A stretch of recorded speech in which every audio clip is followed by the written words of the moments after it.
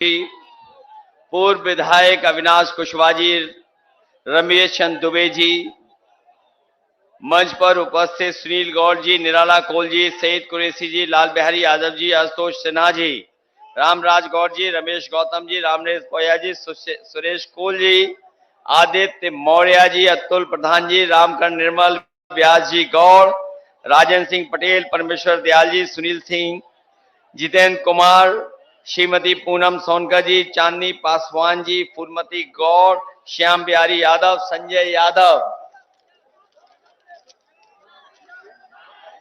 विजय यादव जी से लेकर के बाबूलाल, आनंद खरबार जी, परमेश्वर यादव, प्रभु नारायण यादव, अनिल पाल जी, जयप्रकाश जी, अनीस मंसूरी साहब, विपिन मिश्रा जी, वशिष्ठ मौर्य, रामजन्म निषाद, परमहम सिंह जी, श्रीमती गीता गौड़, बबलू धांगर, ज्योतेश गौतम जी, पवन पटेल, सत्यम पांडे जी, फारूक अली साहब, कृपा शंकर जी, राम कुमार संघर्ष जी, रमेश कुमार बागी जी, काजू अग्रहरी जी, प्रेम सिंह पटेल, प्रदीप कनौजिया जी, महेंद्र राव जी से लेकर के बड़ी संख्या में समाजवादी पार्टी, कांग्रेस और इंडिया गठबंधन के सभी नेता जो मंच पर हैं और इस चुनावी जनसभा में उपस्थित सभी हमारे आदरणीय बुजुर्ग, किसान भाई, आदिवासी भाई बहन, माताएं बहनें और बड़ी संख्या में नौजवान साथी पत्रकार बंधुओं, मैं सबसे पहले आप सब लोग सुबह से चल करके आए हैं और कई हमारे साथी सोनभद्र के बहुत सुबह ही चल दिए होंगे। सुबह के 10 बजे से कार्यक्रम चल रहा है, सुबह के 10 बजे से कार्यक्रम लगातार चल रहा है और अभी तक आपने पूरा का पूरा गर्मी का भी सामना कर लिया है।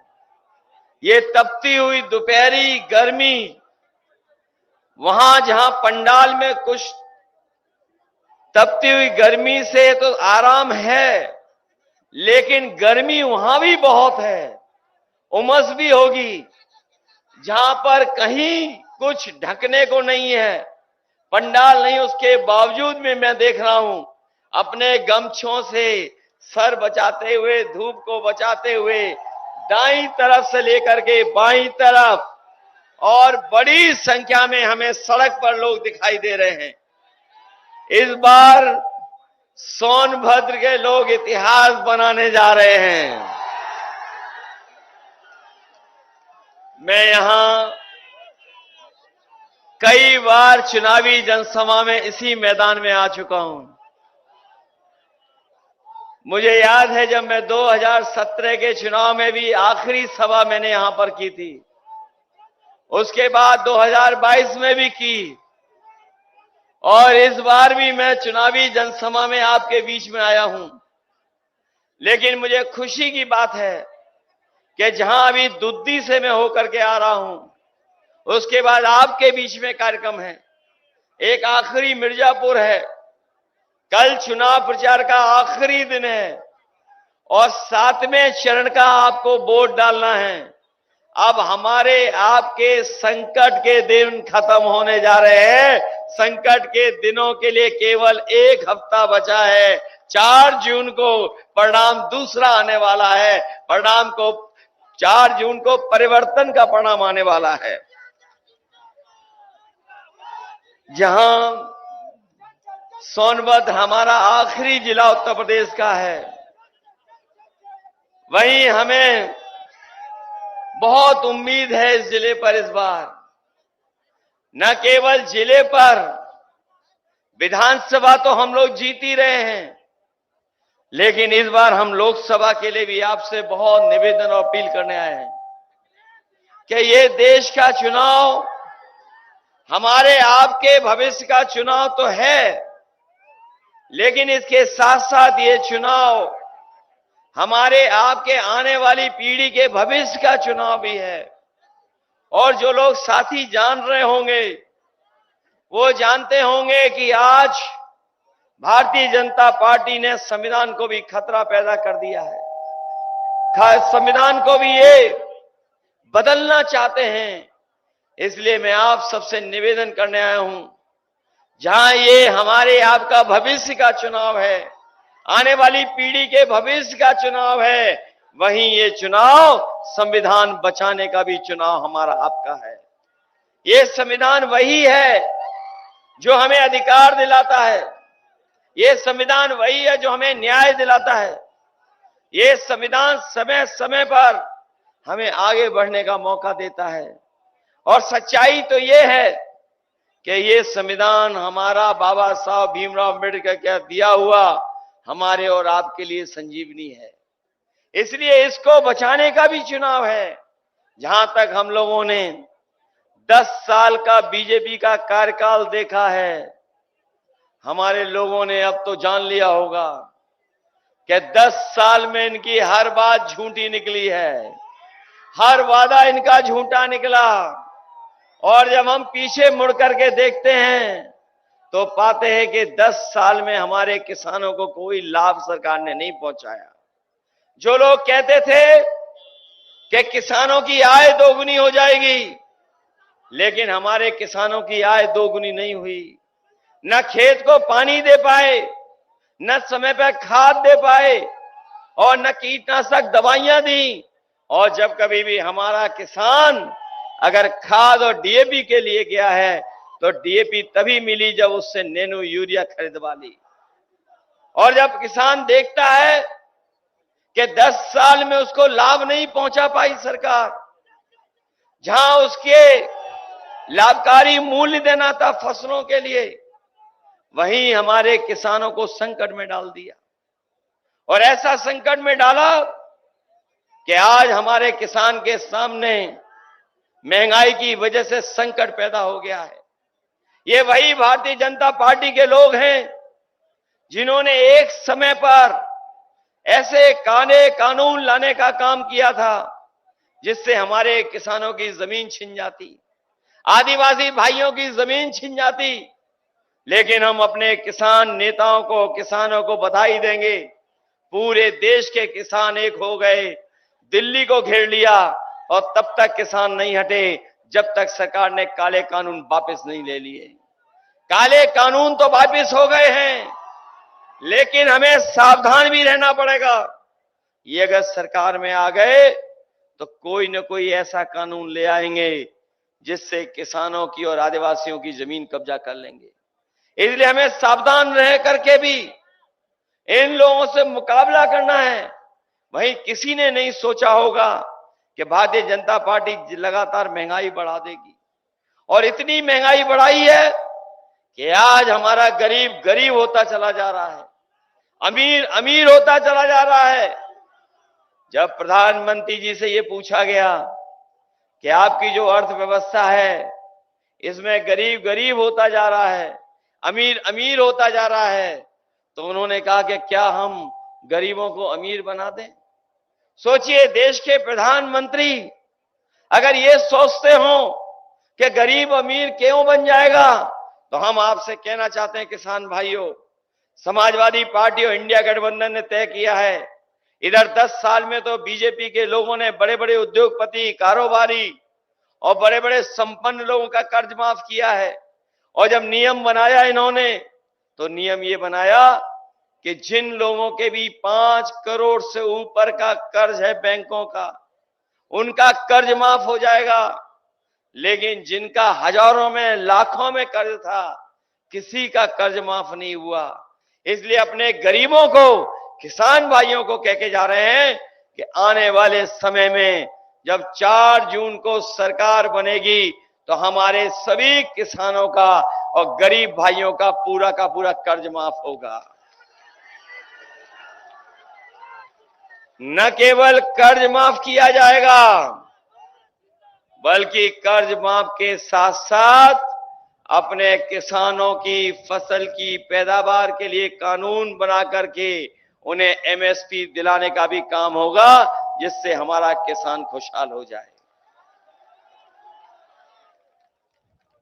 जहां इन्होंने महंगाई बढ़ाई है, वहीं हमारे किसान भाई भी जानते होंगे कि इन्होंने बोरी से चोरी कर ली। पहले 5 किलो चोरी की, फिर 5 किलो चोरी कर ली, यहां जो मौजूद होंगे किसान भाई, बताओ आपकी बोरी से चोरी की कि नहीं की इन्होंने? कभी कभी हम सोचते हैं कि ये बोरी की चोरी कहां से सीख करके आए हैं, तब हमें पता लगता है इन्होंने बाजार में जिन साथियों ने कभी पार्ले जी का बिस्किट पैकेट देखा होगा, उन्हें याद होगा पहले बिस्किट पैकेट कितना बड़ा आता था, और जैसे जैसे महंगाई बढ़ी और मुनाफा कमाया, बताओ पैकेट कितना छोटा हो गया। आज कितने पैकेट का आ रहा है? कितने बिस्किट का पैकेट आ रहा है पार्ले जी का? 5 का। हम अपने साथी को धन्यवाद देंगे। बताओ पहले कितना बड़ा आता था और अब कितना बड़ा आ रहा है। इसलिए सावधान रहना, ये बीजेपी वाले इतनी महंगाई बढ़ा देंगे कि बाद में आपको एक ही बिस्किट का पैकेट मिलेगा। इसलिए सावधान हो कि नहीं सावधान हो? जहां हम किसान भाइयों को सावधान कर रहे हैं, वहीं हमारे नौजवान जानते होंगे कि जितनी भी इन्होंने परीक्षाएं लिखी, सब परीक्षा के पेपर लीक हो गए। कोई एक परीक्षा का पेपर लीक नहीं हुआ। अभी तक 10 से ज्यादा परीक्षाएं हुई हैं, उन सब परीक्षाओं के पेपर लीक करा दिए। और हमारे नौजवानों को याद होगा, अभी कुछ दिन पहले चुनाव से इन्होंने पुलिस की भर्ती के लिए बड़ा कार्यक्रम किया था, और सरकार ने यह तय किया कि 2 दिन भर्ती की जाएगी, 2 दिन परीक्षा होगी। लेकिन जब परीक्षा देने गया नौजवान और परीक्षा देकर के जब घर लौटा, तो पता लगा उसकी परीक्षा का भी पेपर लीक हो गया। अभी तक जितनी भी सरकारी नौकरी मिली है, जितनी भी सरकारी नौकरियों के पेपर हुए हैं, सबके पेपर लीक हो गए, सब परीक्षाएं रद्द हो गई। हम अपने नौजवानों को कहना चाहते हैं कि इन्होंने पेपर लीक नहीं हुआ है, बल्कि जानबूझ करके पेपर लीक कराया है। और पेपर लीक इसलिए कराया है जिससे कि नौजवानों को नौकरी न देना पड़े। नौजवानों को कहना चाहता हूं, अगर बीजेपी ने रिकॉर्ड बनाया है नौकरी न देने का, तो इंडिया गठबंधन भी रिकॉर्ड बनाएगा अपने नौजवानों को नौकरी देने का। जहां इन्होंने रिकॉर्ड बना लिया नौकरी छीनने का, तो हम लोग नौकरी देने का भी रिकॉर्ड बनाने का काम करेंगे। और वहीं अपने अग्निवीर के भर्ती के लिए तैयारी करने वाले नौजवानों को कहना चाहते हैं, ये अग्निवीर नौकरी आधी अधूरी नौकरी है, ये कोई पूरी नौकरी नहीं है, पक्की नौकरी नहीं है। हमारा नौजवान जो दौड़ करके तैयारी करता था फौज की, वो पक्की नौकरी और पक्की वर्दी पहनना चाहता था। ये अग्निवीर नौकरी जो 4 साल की है, हम समाजवादी लोग कभी स्वीकार नहीं कर सकते हैं। हम अपने नौजवानों को कह के जा रहे हैं, जिस समय सरकार बनेगी 4 जून को, अग्निवीर व्यवस्था हमेशा हमेशा के लिए खत्म हो जाएगी। न केवल अग्निवीर व्यवस्था खत्म होगी, बल्कि फौज की नौकरियों को बढ़ा करके, और जो सरकारी नौकरियां 30 लाख खाली हैं, उन 30 लाख नौकरियों को और फौज की नौकरी बढ़ा करके अपने नौजवानों को नौकरी देने का काम आने वाले समय में होगा। इसलिए आपसे हम निवेदन करने आए, अपील करने आए हैं। आपने वो समय भी देखा जिस समय इन्होंने राशन बांटने का काम किया था। जिस समय 2022 का चुनाव था, बीजेपी वाले बहुत गरीबों को राशन दे रहे थे, चने की दाल दे रहे थे, चना दे रहे थे, रिफाइंड तेल भी दे रहे थे, नमक भी दे रहे थे। और जब वोट मिल गया, सरकार बन गई, तो बताओ आज राशन में क्या दे रहे हैं गरीबों को? बताओ राशन में क्या मिल रहा है गरीबों को? न जाने क्या दे रहे हैं राशन में। इसलिए अपने गरीब परिवार के लोगों को कह के जा रहे हैं, उन्हें भरपेट खाना भी नहीं खा पा रहे हैं। इसलिए राशन की मात्रा बढ़ाएंगे, और जिस तरीके से संपन्न लोग, जो लोग शहर में रह रहे हैं, जो बड़े लोग हैं आजकल पैकेट का आटा खरीद करके खा रहे हैं, जो न केवल गुणवत्ता में बेहतर है बल्कि पौष्टिक भी है। हम अपने गरीब परिवार के लोगों को कह के जा रहे हैं कि राशन तो बढ़ाएंगे ही बढ़ाएंगे, वहीं पैकेट के आटे के साथ साथ आपको डाटा फ्री उपलब्ध भी कराने का काम होगा, क्योंकि जहां राशन की मात्रा बढ़ेगी उससे पूरा परिवार भरपेट खाना खा पाएगा। पैकेट का आटा जो गुणवत्ता में और पौष्टिक है उससे हमारे गरीबों का स्वास्थ्य बेहतर रहेगा। और वहीं डाटा इसलिए क्योंकि डाटा के बिना आजकल बहुत सी चीजें चलती नहीं हैं। अगर डाटा होगा तो हमारा मोबाइल भी चलेगा, डाटा होगा तो हम जानकारी भी हासिल कर लेंगे, डाटा होगा तो अगर हमें फॉर्म भरना होगा, ऑनलाइन पढ़ाई करनी होगी तो वो भी हम लोग कर लेंगे। इसलिए पैकेट के आटा के साथ साथ अपने गरीबों को डाटा फ्री देने का भी काम होगा। हमें और समाजवादियों को याद होगा जिस समय समाजवादी सरकार थी तो गरीब परिवार की माताओं बहनों को समाजवादी पेंशन से हम लोग सम्मान दिलाने का काम करते थे। सोनभद्र और मिर्जापुर जिले वो रखे गए थे जिसमें हर गरीब परिवार की माताओं को हम लोगों ने 500 रुपया पेंशन देने का काम शुरू किया था। जिन साथियों ने हमारे 2017 का घोषणा पत्र पढ़ा होगा, 22 का घोषणा पत्र पढ़ा होगा, वो जानते रहे होंगे कि हम लोग माताएं बहनों को 3000 रुपए देना चाहते थे। गरीब बेटियों को पढ़ने के लिए विद्याधन दे रहे थे 30,000 रुपया। लेकिन अब जब हम लोग दिल्ली की सरकार बनाने जा रहे हैं तो अपनी गरीब माताओं बहनों को कह करके जा रहे हैं, समाजवादी पार्टी और कांग्रेस और इंडिया गठबंधन के लोगों ने तय किया है कि सरकार बनेगी तो अपने गरीब परिवार की माताओं बहनों को 1 लाख रुपए उनके अकाउंट में पहुंचाने का काम होगा। न केवल 1 लाख रुपए अकाउंट में पहुंचाएंगे बल्कि उनकी पढ़ाई के लिए भी केजी से लेकर के पीजी तक उन्हें कोई पैसा नहीं देना पड़ेगा, पूरी की पूरी पढ़ाई फ्री होगी। जब समाजवादी सरकार थी तो एम्बुलेंस भी चला दी थी हम लोगों ने। एम्बुलेंस गांव-गांव पहुंच करके मदद करती थी, जिला अस्पताल को भी बेहतर कर दिया था, कई अस्पताल भी बनना शुरू हो गए थे। लेकिन जब से समाजवादी सरकार गई है, एम्बुलेंस तो खराब की है, लेकिन अस्पताल में अब गरीब का इलाज नहीं हो पा रहा है, न दवाई है, न इलाज है, न इंतजाम है। इसलिए गरीब परिवार के लोग कह के जा रहे हैं कि समाजवादी पार्टी इंडिया गठबंधन तय किया है कि आने वाले समय में सरकार बनेगी तो अस्पतालों को, मेडिकल कॉलेजों को इस तरह बनाया जाएगा जिससे हमारे गरीबों का इलाज पूरा का पूरा फ्री होगा, एक भी पैसा उन्हें देना नहीं पड़ेगा। वैसे तो दिल्ली वाले और लखनऊ वाले लगातार प्रचार कर रहे हैं, लेकिन उन्हें हिसाब किताब जो देना है वो 10 साल दिल्ली का और 7 साल उत्तर प्रदेश सरकार का। बताओ कितने साल से सरकार है बीजेपी की? अगर दिल्ली की 10 साल की है और उत्तर प्रदेश की 7 साल की सरकार है तो बताओ कितने साल हो गए सरकारों में इनको? लगभग 17 साल सरकार में हो गए। बताओ 17 साल की सरकार में अगर किसी के गरीब के जीवन में कोई बदलाव आया हो तो बता दो सरकार की तरफ से। कोई बदलाव नहीं आया। और जहां बेरोजगारी बढ़ाई, महंगाई बढ़ाई और महंगाई आसमान पे पहुंचा दी, कोई कल्पना नहीं करता था कितनी महंगाई बढ़ जाएगी, महंगाई यहां तक पहुंच जाएगी।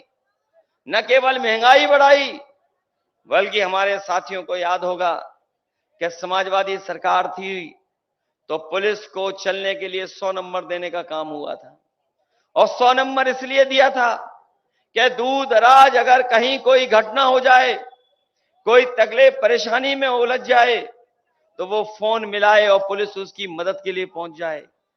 लेकिन हमें देखने को मिला है जब से 100 नंबर वाली पुलिस की गाड़ी सरकार ने 112 कर दी, हमारे पुलिस के भाइयों को भी लगा कि उन्हें भी अपना रेट बढ़ा लेना चाहिए।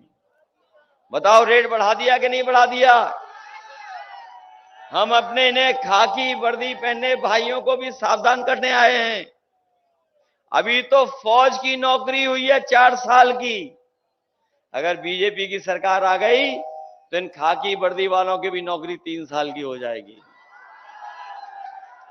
कभी कभी पत्रकार साथी पूछते हैं ये कैसे संभव है, तो हम उनसे पूछते हैं बताओ, क्या आपको पता था कि हवाई अड्डे बीजेपी बेच देगी? क्या आपको पता था कि बंदरगाह बेच देगी बीजेपी? क्या आपको पता था कि बैंकें बिक जाएंगी?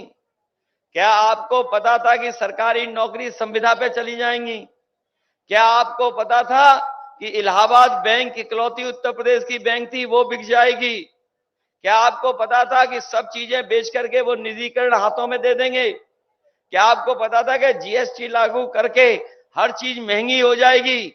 और क्या आपको पता था कि रात में एक दिन नोट बंद हो जाएंगे और नोटबंदी कर देंगे? तो पत्रकार साथी कहते हैं उन्हें नहीं पता था।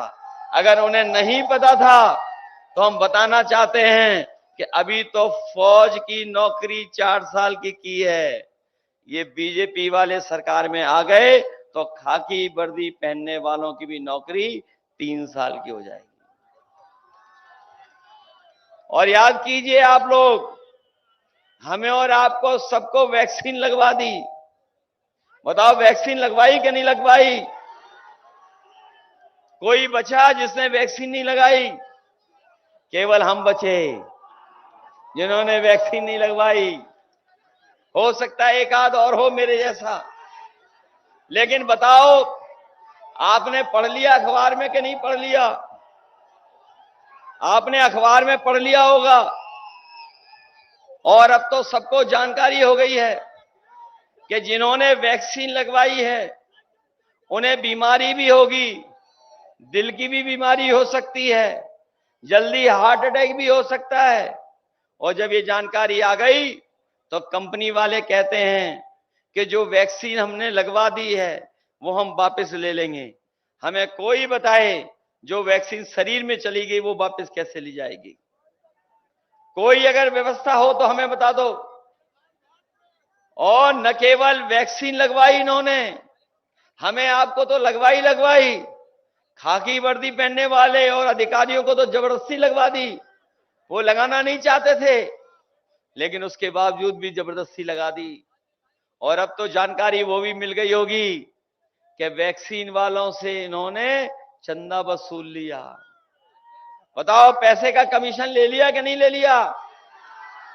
न केवल इन्होंने वैक्सीन वाली कंपनियों से लिया है बल्कि बड़ी बड़ी कंपनियों से इन्होंने पैसा ले लिया। ये बीजेपी वालों ने बड़े बड़े जो कारखाने चलाने वाले लोग हैं, बड़े बड़े उद्योगपति हैं, हम और आप अगर चंदा देते हैं तो कुछ हजारों में देते हैं, लाखों में दे देते हैं, करोड़ों में कोई नहीं देता है। लेकिन भारतीय जनता पार्टी ने ईडी सीबीआई इनकम टैक्स का डर दिखा करके बड़े बड़े उद्योगपतियों से चंदा वसूलने का काम किया। किसी से 1000 करोड़ ले लिया, किसी से 600 करोड़ ले लिया, किसी से 500 करोड़ ले लिया, 400 करोड़ ले लिया। और जब कभी भी इनसे कोई पूछे कि इलेक्टोरल बॉन्ड वाली बात बता दो तो इन भारतीय जनता पार्टी के लोगों का बैंड बज जाता है। इनकी पोल खुल गई है, तब से ये इलेक्टोरल बॉन्ड के बारे में बात नहीं करना चाहते हैं।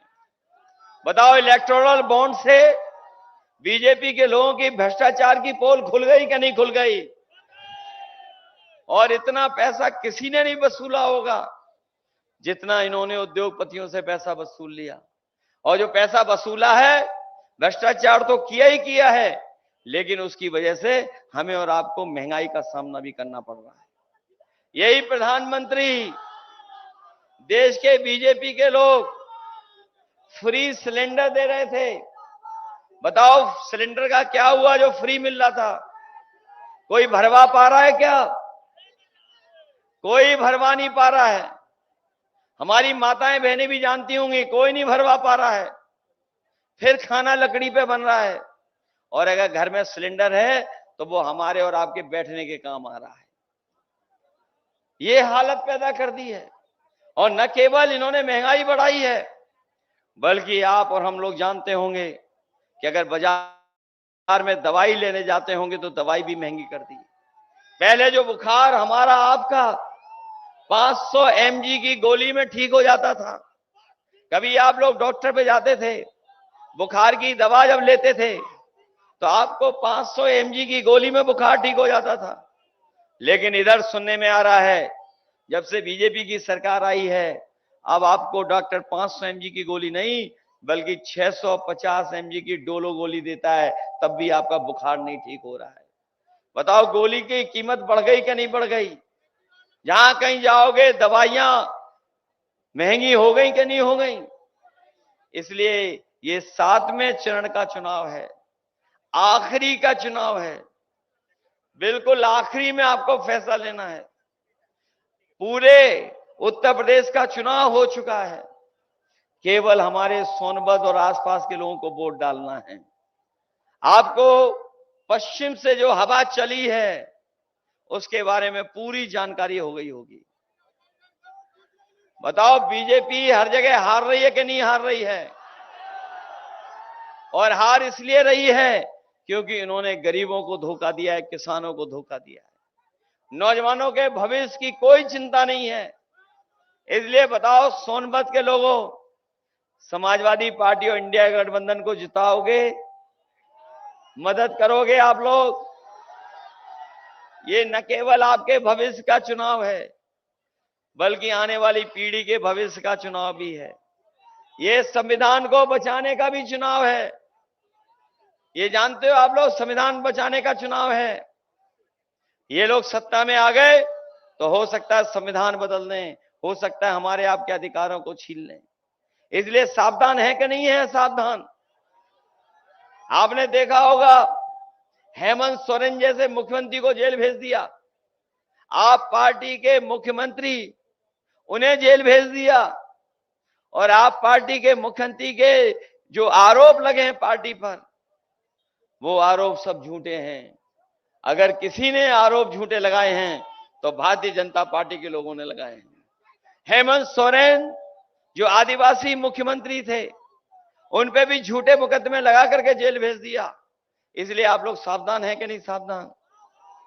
इसलिए लोकतंत्र को बचाना, मुझे खुशी है कि छोटे लाल खरवार जी आज हमारे साथ आ गए हैं और इनके आने से हमारी पार्टी की ताकत बढ़ गई है। इनके आने से एक माहौल बन गया है।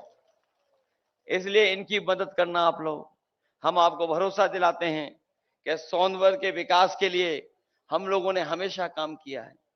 जब कभी भी हम लोगों को सरकार में मौका मिला है तो हम लोगों ने लगातार काम कर करके दिखाया है। अगर हमें कहीं अस्पताल बनाना पड़ा होगा तो अस्पताल बनाया है। यही सड़क जो वाराणसी को जोड़ती है समाजवादियों ने बनाई है।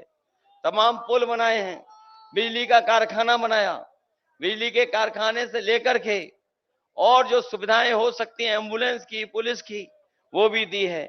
इंजीनियरिंग कॉलेज को बनाने से लेकर के और तमाम क्षेत्र का विकास करने का काम किया है। ट्रॉमा सेंटर भी बनाया जो आज भी चल नहीं पा रहा है। जो ट्रॉमा सेंटर बना दिया था, इस उम्मीद और इस भरोसे के साथ दिया था कि आने वाले समय में यहाँ पर हमारे गरीबों का इलाज हो जाएगा, दवाई मिल जाएगी, लेकिन आज भी वो नहीं चल पा रहा है। इसी तरह चाहे बस स्टैंड बनाया हो, वो भी सरकार नहीं चला पाई है। जितने भी काम दिए थे वो सब के सब अधूरे हैं।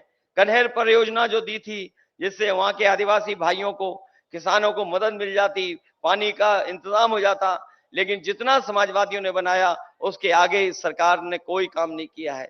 इसलिए सब काम रोक दिए हैं। हमें उम्मीद है कि इस चुनाव में आप लोग मदद करना, सहयोग करना।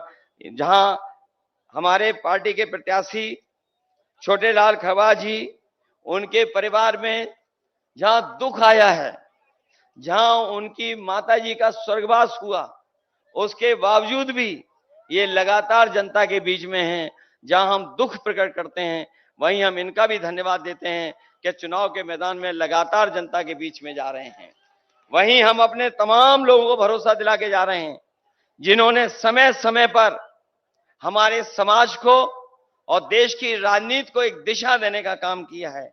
चाहे हमारे भगवान बिरसा मुंडा रहे हों, नीलांबर सिंह खरवार रहे हों, पीतांबर सिंह खरवार रहे हों, और बाबा साहब भीमराव अम्बेडकर जिन्होंने हमें संविधान देने का काम किया है। इनके साथ साथ इनके सब तमाम महापुरुष जिन्होंने आदिवासियों भाइयों के लिए, जिन्होंने पिछड़े लोगों के लिए जो समाज को नई दिशा दी है, अगर हमें स्मारक बनाना पड़ेगा तो स्मारक बना करके इन सब महापुरुषों को सम्मान देने का काम भी करेंगे। और वो स्थान भी हम लोग तय कर करके उस स्थान पे एक बहुत शानदार एक स्मारक बना करके उनको सम्मान देने का काम करेंगे। हमें उम्मीद है कि 7वें चरण के चुनाव में आप सब लोग मिलकर के मदद करना, क्योंकि जो मन की बात कर रहे थे वो संविधान की बात नहीं कर रहे हैं, जो मनमर्जी हैं वो आपकी सुनना नहीं चाहते हैं। और जहां तक अभी तक का कार्यकाल देखा है, उन्होंने किसान से लेकर के हर वर्ग के साथ धोखा किया है। कहने को और दिखाने को तो उन्होंने बड़े बड़े सपने दिखाए थे कि निवेश हम जमीन पर पहुंचाएंगे, हम कारोबार चला देंगे, हम उद्योग लगा देंगे, लेकिन जब हम 10 साल पीछे मुड़ करके देखते हैं तो वहीं के वहीं खड़े पाते हैं, महंगाई और बेरोजगारी बढ़ी है। इसलिए आप सबसे अपील करते हुए कि साइकिल चुनाव चिन्ह पर और समाजवादी पार्टी के इंडिया गठबंधन के प्रत्याशी की मदद कर देना। आप सबका बहुत बहुत धन्यवाद, बहुत बहुत आभार। चलिए आइए।